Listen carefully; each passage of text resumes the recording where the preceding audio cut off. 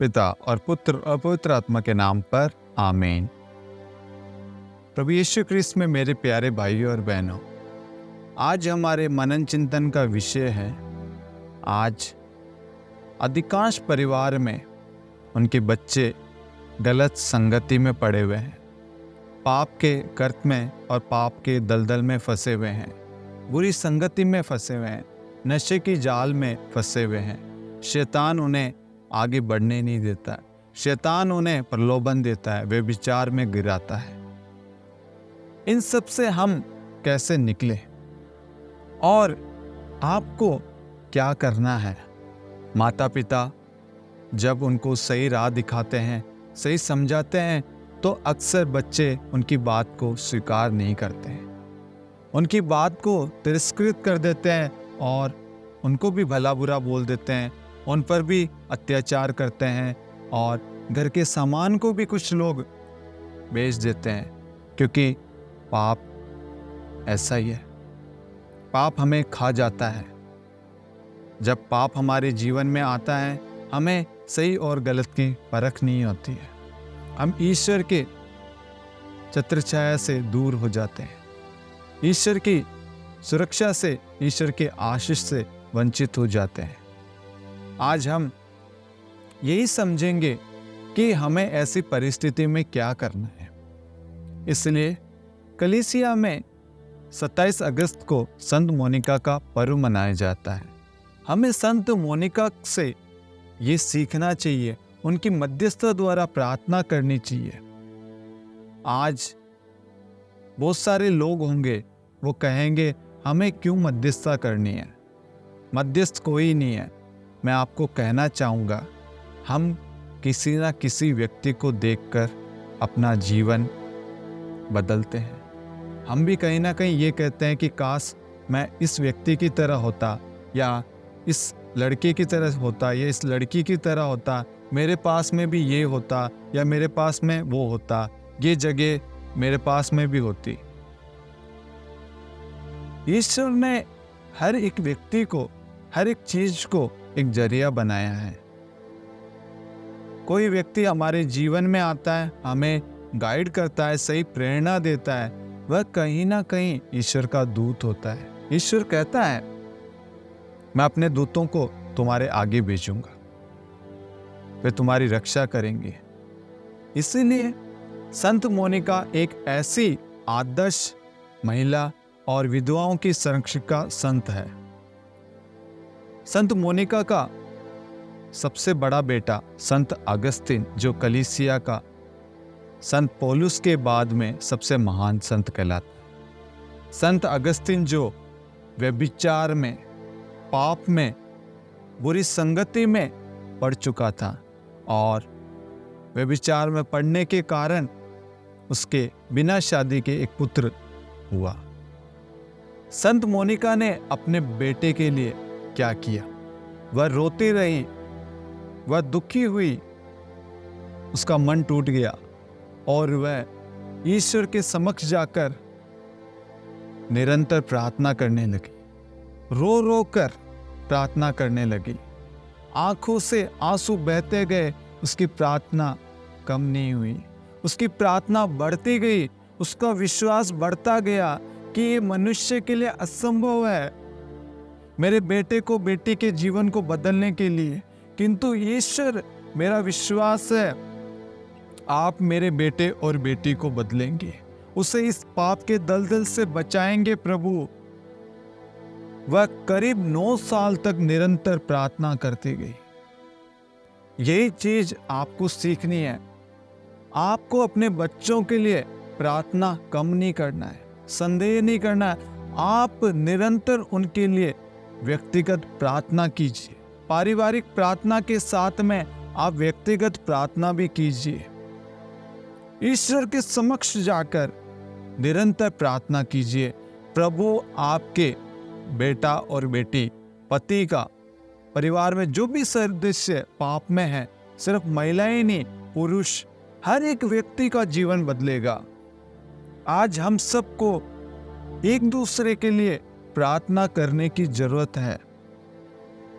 प्रार्थना के द्वारा ईश्वर किसी का भी जीवन बदल सकता है, और वह प्रार्थना हमारी जो है वह सच्ची होनी चाहिए, विश्वास के साथ में होना चाहिए। संत मोनिका ने पूरे विश्वास के साथ में प्रार्थना की। उसने नहीं देखा कि कौन मेरे बारे में, मेरे बेटे के बारे में क्या बोलेगा, क्या नहीं बोलेगी, या मुझे प्रार्थना नहीं करनी है, या ईश्वर से दूर होना है, या ईश्वर से मैं नाराज हो जाऊं, बैर करूं, ईश्वर का तिरस्कार करूं। नहीं, हमें संत मोनिका से ये सीखना है कि हम हमारी बुरी परिस्थिति में अपने बच्चों के भविष्य के लिए, उनको पाप के घर से निकालने के लिए हमें प्रार्थना करनी है, और वह प्रार्थना विश्वास के साथ में हो।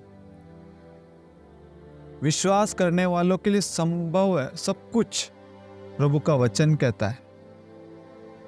इसलिए आज हमें संत मोनिका की मध्यस्थता से प्रार्थना करने की जरूरत है, क्योंकि संत मोनिका की प्रार्थना ईश्वर सुनता है, और एक व्यभिचार में पड़े हुए संत अगस्तिन को प्रभु बदल देता है, उसका मन परिवर्तन करता है, वह बपतिस्मा ग्रहण करता है, आगे जाकर वह एक पुरोहित बनता है, बिशप बनता है, धर्माध्यक्ष बनता है, और कलीसिया का एक महान संत बनता है।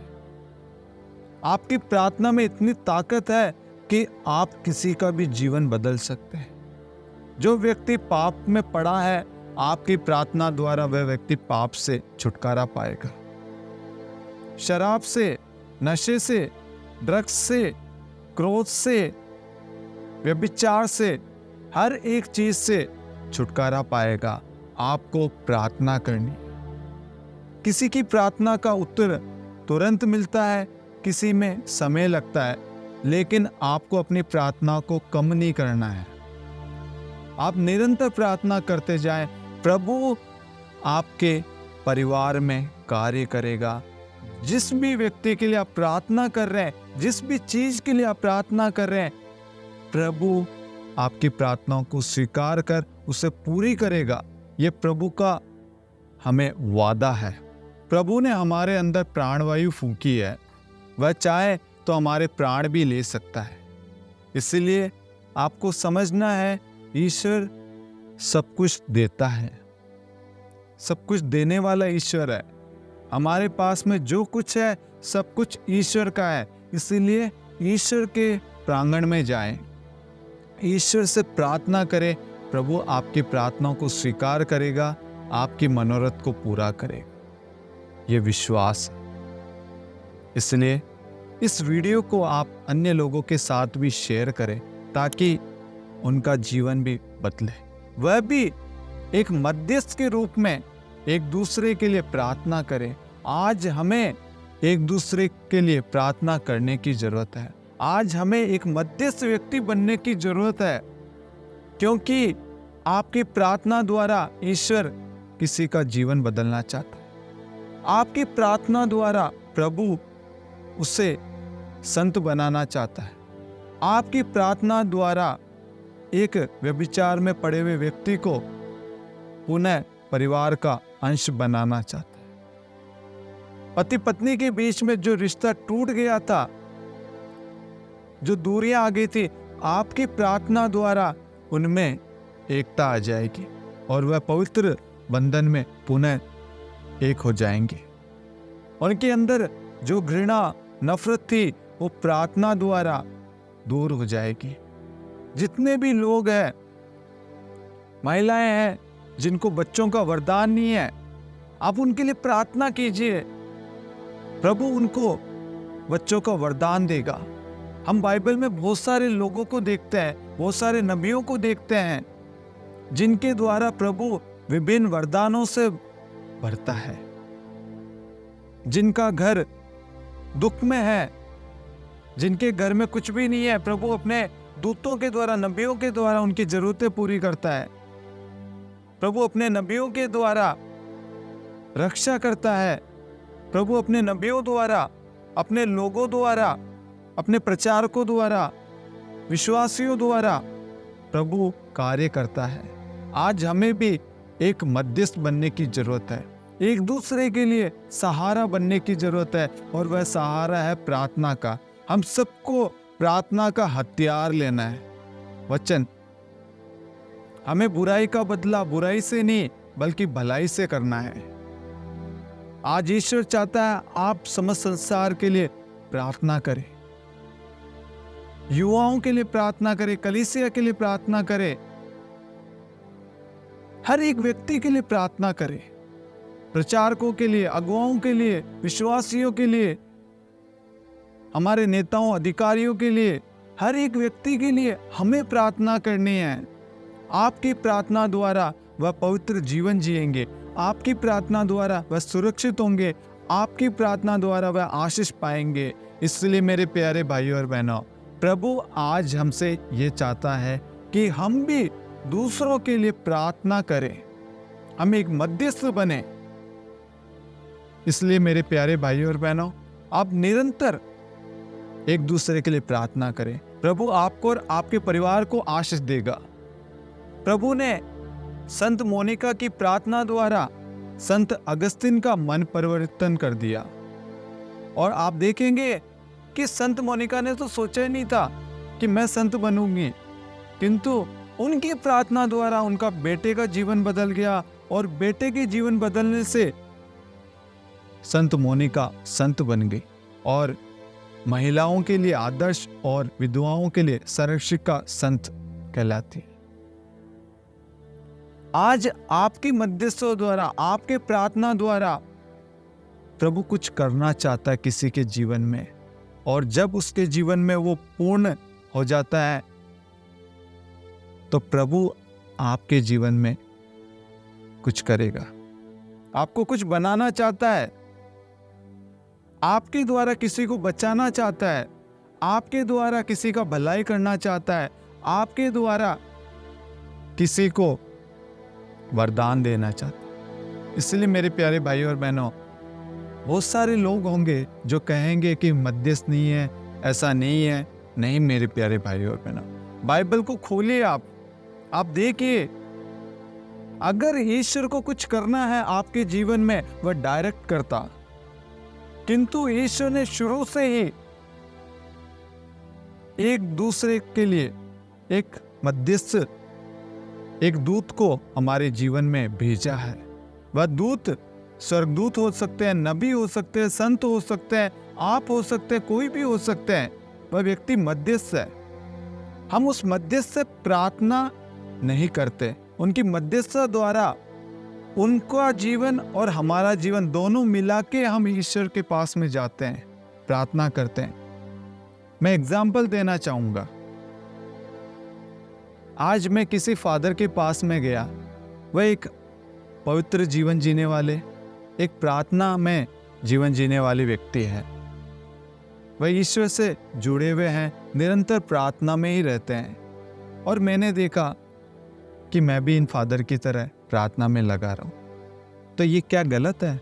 नहीं, मैं फादर से कहूंगा, फादर आप मेरे लिए भी प्रार्थना करें ताकि मैं भी आपकी तरह सेवा कर सकूं, आपकी तरह एक प्रार्थना में जीवन व्यतीत कर सकूं।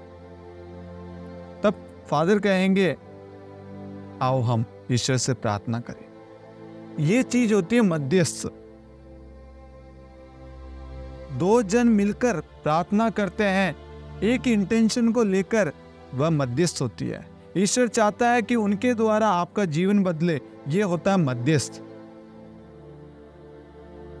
आज आप पाप में पड़े हैं, आपके दोस्त को मालूम है कि आप नशा करते हैं, ड्रग्स में हैं, बुरी संगति में, व्यभिचार में, वह आपका दोस्त आपके लिए निरंतर प्रार्थना करता है।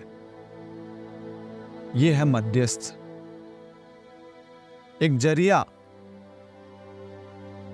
उस व्यक्ति के द्वारा प्रभु आपका जीवन बदलना चाहता है, क्योंकि हमें मालूम है वह डेली चर्च में जाता है, प्रार्थनाओं में भाग लेता है, घर में पारिवारिक प्रार्थना होती है, वचन पढ़ता है।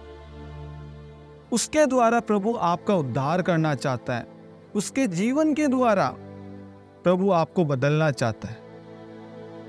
आज आप भी विश्वास कीजिए, प्रभु आपके जीवन को बदलेगा। प्रभु आपके जीवन में अपने दूतों को भेजेगा, ये आप विश्वास करना। प्रभु आपको, आपके परिवार को अपनी आशीष प्रदान करे। पिता और पुत्र पवित्र आत्मा के नाम पर आमीन। सबों को जय यीशु।